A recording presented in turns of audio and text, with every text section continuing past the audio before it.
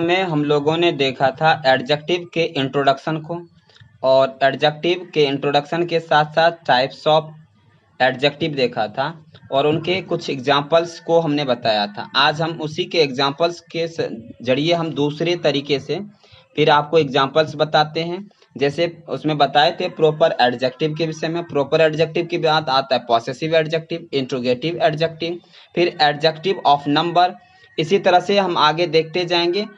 Proper adjective में जो हमने बताया था उसमें बताया था कि किस प्रकार से चेंज करना है। जैसे इजराइल है बता दिया गया था, जैसे इंडिया को हम इंडियन में चेंज करते हैं। इंडिया क्या है? नाउन है, और इंडिया से प्रॉपर नाउन है। प्रॉपर नाउन से हम क्या बना देते हैं? तो प्रॉपर नाउन से प्रॉपर एडजेक्टिव कैसे बनाते हैं, ये एडजेक्टिव में नाउन से एडजेक्टिव में कन्वर्सन कैसे किया जाता है, ये हमने पिछले वीडियो में प्रॉपर एडजेक्टिव के रूप में हमने बताया था। अब आज जो बताने जा रहे हैं अब पॉसेसिव एडजेक्टिव। सबसे पहले प्रश्न तो ये उठता है कि पॉसेसिव का मतलब क्या होता है। यहाँ जो आपको पॉसेसिव लिखा हुआ है, पॉसेसिव का मतलब होता है अधिकार। आप कोई भी वस्तु पर तब अपना अधिकार करते हैं जब वह सच में आपका, वास्तविक में आपका होता है। यदि आपका कोई सामान दूसरे का कोई वस्तु आपके पास हो तब उस पर आप अधिकार नहीं जमा सकते हैं। तो उसी तरह से अगर यहाँ दिया गया है पॉसेसिव एडजेक्टिव की बात की जा रही है, तो इसका मतलब है यहाँ एडजेक्टिव पॉसेसिव होना चाहिए, यानी अधिकार वाला होना चाहिए। जैसे अगर हम कहें माई, माई मीन्स क्या होता है? मेरा। हम मेरा का इंग्लिश, जबकि हम ये भी जानते हैं कि माइन भी होता है, लेकिन माइन क्या करता है? एडजेक्टिव और प्रोनाउन में अंतर है। एडजेक्टिव और दोनों का मतलब जबकि मेरा ही होता है, लेकिन दोनों में क्या है? अंतर है। अंतर क्या है? माइन जब भी आएगा तो नाउन की जगह पर आएगा, क्योंकि प्रोनाउंस जो होते हैं comes in place of noun, that comes in place of noun, a word that comes in place of noun, मतलब नाउन के स्थान पर जो शब्द आते हैं उसे प्रोनाउन कहते हैं। और माइन क्या है? इस प्रकार से वैसे शब्द हैं, वैसे वर्ड्स हैं, वैसे प्रोनाउन हैं जो नाउन के बदले में आते हैं, नाउन के स्थान पर आते हैं। तो फिर इसके साथ नाउन नहीं आ सकता।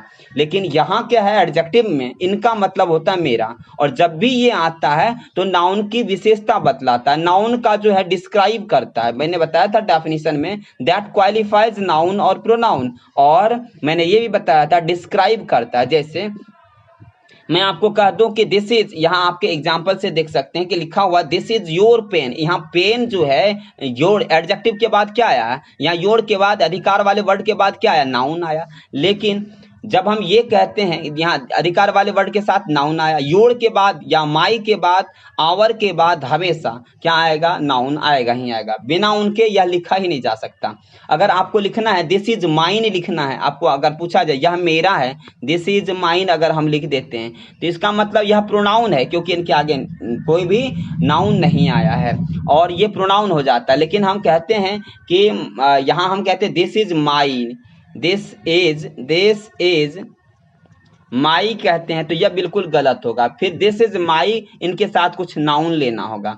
दिस इज माई पेन कह दीजिए, दिस इज माई बुक कह दीजिए, कुछ भी, तो ये इनके साथ नाउन आता है। ये भी आप समझ में आ गया होगा। This is your pen, your यहाँ क्या हुआ? एडजेक्टिव हुआ, इसलिए कि इसके आगे नाउन है। नाउन की क्या कर रहा है? एडजेक्टिव क्या कर रहा है? विशेषता बतलाता है। यानी यहाँ अधिकार, पेन के विषय में अधिकार का संबोधन यहाँ किया जा रहा है। अब यहाँ देखिए योर, यहाँ जो योर लिखे हैं तो योर इस क्या हो गया? पॉसेसिव एडजेक्टिव हो गया, जबकि पॉसेसिव प्रोनाउंस इसका क्या होगा? योर्स हो जाएगा। तब हम कहेंगे this is yours, not this is yours pen. ऐसा लिखना बिल्कुल गलत होगा। दिस इज योर्स पेन अगर हम लिख रहे हैं योर्स पेन, तो ये लिखना बिल्कुल गलत है। फिर लिखेंगे क्या? दिस इज योर पेन लिखेंगे, योर्स पेन नहीं लिख सकते। जब आपको लिखना भी होगा तो कैसे लिखेंगे? दिस इज योर्स लिख सकते हैं, यानी इसके साथ आप नाउन्स का प्रयोग नहीं कर सकते हैं इसे, क्योंकि यह प्रोनाउन है, ठीक है, नाउन के स्थान पर आता है। तो इसलिए मैं आपको यह बता दिया कि योर और योर्स में अंतर है। योर के बाद नाउन का प्रयोग कर सकते हैं, योर्स के बाद नाउन का प्रयोग नहीं कर सकते, क्योंकि योर्स जो है यानी प्रोनाउन जो है नाउन के स्थान पर आता है।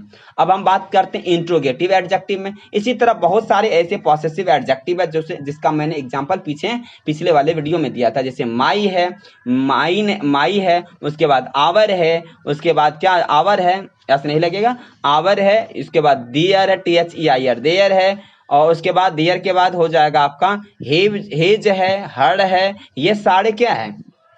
ये सारे एडजेक्टिव हैं। और एडजेक्टिव है, ये पॉसेसिव एडजेक्टिव है। इंट्रोगेटिव एडजेक्टिव की अगर बात करें, interrogative adjective is used to ask question. अगर हम बात करें इंट्रोगेटिव एडजेक्टिव की, तो यह किसके लिए प्रयोग किया जाता है? आस्क क्वेश्चन, यानी क्वेश्चन को पूछने के लिए जिस वर्ड जिस एडजेक्टिव का प्रयोग किया जाता है उसको क्या कहते हैं? इंट्रोगेटिव एडजेक्टिव कहते हैं। क्या कहते हैं? Interrogative adjective. यहाँ इंट्रोगेटिव एडजेक्टिव की जब बात कर रहे होते हैं तो पिछले वाले वीडियो में भी हमने देखा था कि इंट्रोगेटिव एडजेक्टिव जो है किस तरह से होता है। जैसे अगर हम बात करें विच की बात करें, this is interrogative adjective. What is the difference between interrogative adjective and interrogative pronoun? There is so many difference, मतलब something difference you can say the, मतलब या कुछ ना कुछ तो डिफरेंस है जो हम आपको बता सकते हैं। यहाँ देखिए कि लिखा हुआ, मैंने आपको पहले बताया, एडजेक्टिव जब भी आएगा तो उसके साथ नाउन या प्रोनाउन आएंगे या नाउन आएंगे। यहाँ देखिए विच है, विच के बाद क्या आ गया? पेन आया। पेन क्या है? नाउन है। तो विच पेन इज योर्स, योर्स लेकिन क्या है? यहाँ प्रोनाउन है। लेकिन विच क्या है? यहाँ विच क्या है? एडजेक्टिव है। क्यों है? क्योंकि इसके आगे नाउन आया है। तो यदि नाउन इस तरह से आ जाता है तो यह क्या हो जाता है? ये एडजेक्टिव हो जाता है। तो मैं आपको कहता हूं विच पेन, विच पेन का मतलब क्या है? एडजेक्टिव। विच पेन का मतलब क्या है? एडजेक्टिव से मतलब है विच पेन लिखा हुआ है, आप यहाँ देख रहे हैं विच पेन लिखा हुआ। विच पेन का मतलब है यहाँ एडजेक्टिव है और इनके आगे विच के आगे नाउन है, इसलिए हम इसको एडजेक्टिव कह सकते हैं। जबकि विच इज लिखा हुआ रहेगा, जैसे इसके आगे वर्ब आगे लिखा हुआ, तो आप ये समझ सकते हैं कि ये नाउन नहीं है, ये एडजेक्टिव नहीं है, ये प्रोनाउन है।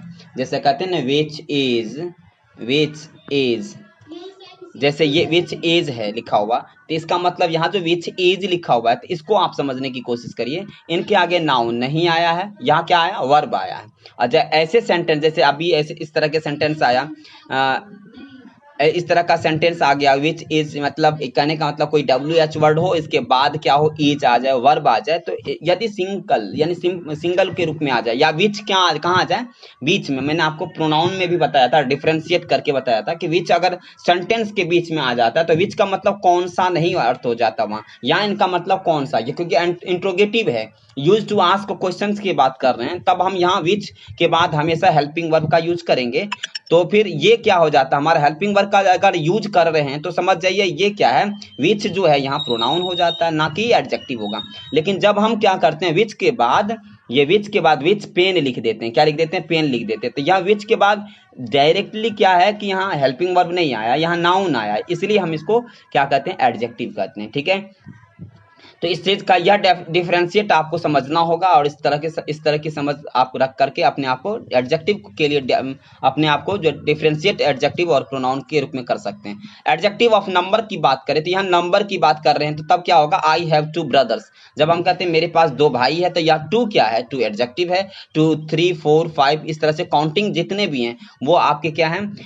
जो इसमें जो भी काउंटिंग नंबर में आते हैं सारे क्या है? एडजेक्टिव के रूप में जाने जाते हैं। और अगर बात करें कि सम बुक्स आर टॉर्न, यानी सम यहाँ क्या है? सम के बाद क्या आया? ये बुक्स आ गया, यानी नाउन आया। सम अगर रहता सम इज ब्लैक, तो सम यहाँ नाउन नहीं हो रहा, सब एडजेक्टिव नहीं हो रहा था, तब क्या हो जाता? सम क्या हो जाता? फिर प्रोनाउन हो जाता। लेकिन सम बुक्स आ गया, इनके बाद नाउन आ गया, तो समझ जाइए कि ये क्या हो गया? एडजेक्टिव हो गया। इस चीज को आप समझ रहे हैं कि जैसे यहाँ सम इज रेड है, सम इज रेड का मतलब सम यहाँ क्या है? प्रोनाउन है। इस तरह से आपको कोई प्रॉब्लम इस तरह के समझने में कोई तरह का दिक्कत नहीं हो रहा होगा। एडजेक्टिव ऑफ क्वालिटी की बात करें, क्या है एडजेक्टिव ऑफ क्वालिटी? क्वालिटी की बात करें तो रमन, एग्जाम्पल के जरिए समझे तो रमन इज टॉल। क्वालिटी में क्या होता है? गुड आता है, बैड आता है, और बढ़िया, खराब ये जो आता है, शॉर्ट, टॉल, ये सारे जो है इनमें एडजेक्टिव आता है। जैसे ब्लैक आता है, रेड आता है, कोई कलर के नाम आ गए, तो ये मतलब किसी भी नाउन या प्रोनाउन को डिस्क्राइब करने वाले वर्ड्स आ जाए तो समझ जाइए कि ये एडजेक्टिव ऑफ क्वालिटी की हम बात कर रहे हैं। अभी क्या है कि Raman is a tall man लिखा हुआ है, तो यहाँ मैन की विशेषता बतला रहा है, यानी मैन का रमन का जो डिस्क्राइब किया जा रहा है किसके जरिए किया जा रहा है? टॉल के जरिए डिस्क्राइब किया जा रहा है। किसके जरिए किया जा रहा है? टॉल के जरिए। और एक चीज तो और है कि रमन इज और टॉल भी लिखते तो क्या हो जाता? अब ये नहीं आप समझने लगिएगा कि रमन इज टॉल लिख दिए, TALL अगर लिख देते हैं तो यहाँ टॉल के बाद नाउन आएंगे, नाउन आएंगे, टॉल के बाद अगर नाउन आएंगे तो एडजेक्टिव होगा और फिर ऐसे एडजेक्टिव नहीं हुआ। यहाँ यो दिमाग नहीं लगाना, यहाँ तो आपको समझना कि इस वर्ड के जरिए रमन का क्या हो रहा है, डिस्क्राइब हो रहा है। डिस्क्राइब हो रहा है इसलिए क्या है, रमन क्या है, लंबा है, तो लंबा विशेषता है ना रमन की, इस वर्ड से विशेषता की बताई जा रही है, इसका वर्णन किया जा रहा है। तो जो वर्णन करने के लिए यूज किए जाते हैं वर्ड, यानी दैट इज क्वालिटी, इसलिए मैंने कहा कि ये एडजेक्टिव ऑफ क्वालिटी है। तो ये क्वालिटी वाले वर्ड भी क्या हो जाते हैं यहाँ, तो क्वालिटी वाले वर्ड को भी हम एडजेक्टिव के रूप में जानते हैं। उसके बाद एम्फेसाइजिंग एडजेक्टिव की बात करें तो इस एडजेक्टिव के अंदर क्या होता है, आउन आता है, वेरी आता है। आउन मतलब क्या है, जोड़ लगाने के लिए। यह जो एडजेक्टिव होता है, कुछ ऐसे एडजेक्टिव जिससे हम जोड़ लगाते हैं, किस पर देखें, जैसे हम कहते हैं ना कि this is my own book, यहाँ हमने लिखा है दिस इज माई, माई मतलब यह भी लिख सकते थे दिस इज माई बुक, तब भी हमको अधिकार वाला शो, तब तो यहाँ माई बुक अगर लिख रहे होते हैं तो यह माई क्या है, आपको पॉसेसिव एडजेक्टिव हो जाता है। क्या हो जाता है, पॉसेसिव एडजेक्टिव। लेकिन यहाँ माई बुक के बीच में एक और वर्ड आ जाता है, this is my own book, मतलब यहाँ मेरा अपना किताब है। जब हम यह कहते हैं मेरा तो है ही, तभी लोग समझता कि नहीं आप ही का किताब है, लेकिन यहाँ अपना दे करके क्या करते हैं, और जोड़ लगा करके बोलते हैं मेरा अपना है, मतलब बिल्कुल किसी का नहीं है। कोई अगर दावा भी करे तो मैं ये कह सकता हूं मेरा माई ओन बुक है ना। तो इस तरह से माई, जैसे कहते हैं ही इज इंटेलिजेंट, जब हम किसी को कहते हैं ही इज इंटेलिजेंट कहते हैं तो वह तेज तो है, लेकिन अगर हम कहते हैं ही इज वेरी इंटेलिजेंट, मतलब इसका मतलब ये हुआ तेज में भी बहुत तेज, मतलब जोड़ लगा करके बहुत ज्यादा तेज है, इसलिए हमने उनकी विशेषता की विशेषता बतला दी है यहाँ।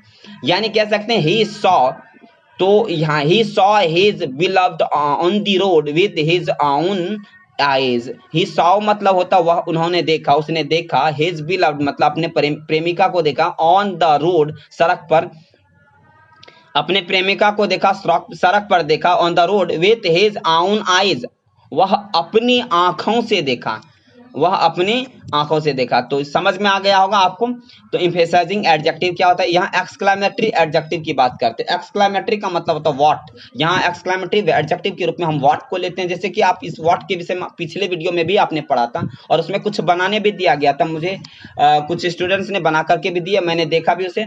लेकिन मैं आपको ये बता दूं कि एक्सक्लेमेटरी एडजेक्टिव के रूप में वहां आपने देखा था कि इंट्रोगेटिव एडजेक्टिव के रूप में आता है, इंट्रोगेटिव प्रोनाउन के रूप में आता है, रिलेटिव प्रोनाउन के रूप में व्हाट आता है, यहाँ एक्सक्लेमेटरी एडजेक्टिव के रूप में भी देखते हैं।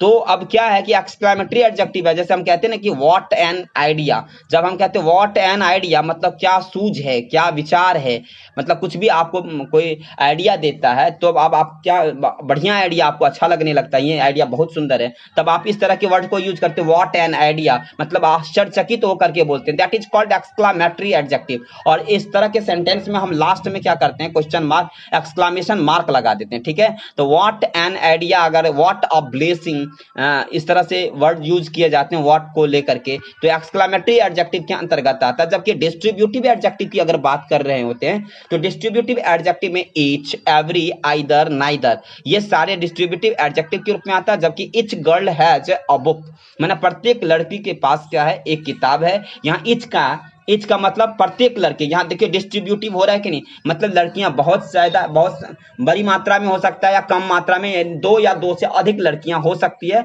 लेकिन प्रत्येक लड़कियों के बीच में क्या है, पास में क्या है, एक किताब है, यानी डिस्ट्रीब्यूटेड है या वितरित है।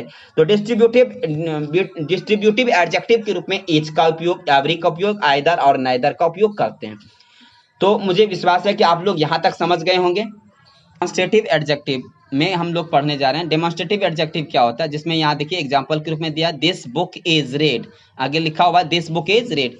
अगर यहाँ दिस बुक इज रेड लिखा हुआ है तो यानी दिस के बाद क्या है, नाउन का उपयोग किया गया, यानी दिस क्या है, दिस के बाद आपको नाउन का प्रयोग किया जा रहा है, तो इसका मतलब ये समझ जाइए कि ये एडजेक्टिव का रूप है। लेकिन यह दिस जो है प्रोनाउन के रूप में भी आता है, जैसे हम डिमॉन्स्ट्रेटिव प्रोनाउन कहते हैं उसको। जैसे दिस के बाद अगर इज आ जाता है, दिस के बाद क्या आ जाता है, इज आ जाता है, तो यानी दिस के बाद इज क्या है, वर्ब है। और ये वर्ब यदि आ जाए तो मैं आपको पिछले वाले टाइप्स में भी बताया था कि अगर विच के बाद इज आ जाए तो विच यहाँ आपको क्या हो जाएगा, प्रोनाउन हो जाएगा। जबकि विच बुक अगर रहेगा तो वो क्या हो जाएगा, एडजेक्टिव का रूप हो जाएगा। तो इसी तरह से अगर दिस के बाद इज आ रहा है तो समझ जाइएगा, यानी वर्ब आ रहा है तो वर्ब आएगा तो क्या हो गया, प्रोनाउन हो गया। लेकिन दिस के बाद अगर नाउन आ जाए तो समझ जाइए ये एडजेक्टिव है। और ये बुक, दिस जो है बुक के लिए क्या आया, दिस आया। तो यहाँ दिस बुक मतलब क्या हुआ, यह किताब क्या है, लाल है।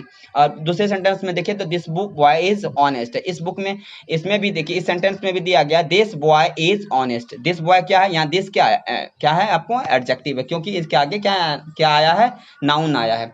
अगर हम आपको बता दें कि दिस जो है, जिसका हम उपयोग दिस करते हैं, दिस और दैट, इसके साथ साथ दिस का प्लूरल क्या हो जाता है, दीज आ जाता है, THES। यहाँ अगर रहता है दीज के साथ बुक का उपयोग किया, सिंगुलर, ये सिंगुलर है और दीज क्या है, प्लूरल है, दैट क्या है, सिंगुलर है और दोज क्या है, प्लूरल है। अगर दोज आ जाता, मान लेते हैं हम क्या करते हैं, यहाँ दोज आ जाता है, THOSE, तो दोज बुक नहीं लिखते, तब क्या लिखते, दोज बुक्स लिखते हैं। और फिर इसके आगे प्लूरल आ गया तो प्लूरल सब्जेक्ट रहता है तो प्लूरल वर्ब का यूज करते हैं। जैसे यहाँ देखिए, यहाँ सिंगुलर सब्जेक्ट है तो सिंगुलर वर्ब का यूज किए। तो दिस बुक के बाद हमारा सिंगुलर, दिस क्या सिंगुलर है और इसीलिए हमारा दिस बुक सिंगुलर है, इसीलिए हम इस सिंगुलर वर्ब का उपयोग किए। उसी तरह से अगर रहता दोज रहता, दोज बॉयज रहता, बॉय रहता तो आप गलत हो जाता, दोज बॉयज लिखेंगे। उसके बाद वर्ब भी हम क्या करेंगे, उसके वर्ब भी हम जो प्लूरल यूज करेंगे, सिंगुलर यूज नहीं करेंगे। तो मेरे हिसाब से आपको पूरी तरह से यहाँ तक अंडरस्टैंडिंग आ गई होगी। मुझे नहीं लगता यहाँ तक समझने आपको किसी तरह से परेशानी हुई होगी। अगर आपको किसी तरह का परेशानी समझ में आता है तो डिस्क्रिप्शन बॉक्स में मेरा व्हाट्सएप नंबर और कॉन्टैक्ट नंबर दिया रहता है। आप डायरेक्ट व्हाट्सएप के जरिए या कॉन्टैक्ट के जरिए मुझे कॉन्टैक्ट कर सकते हैं।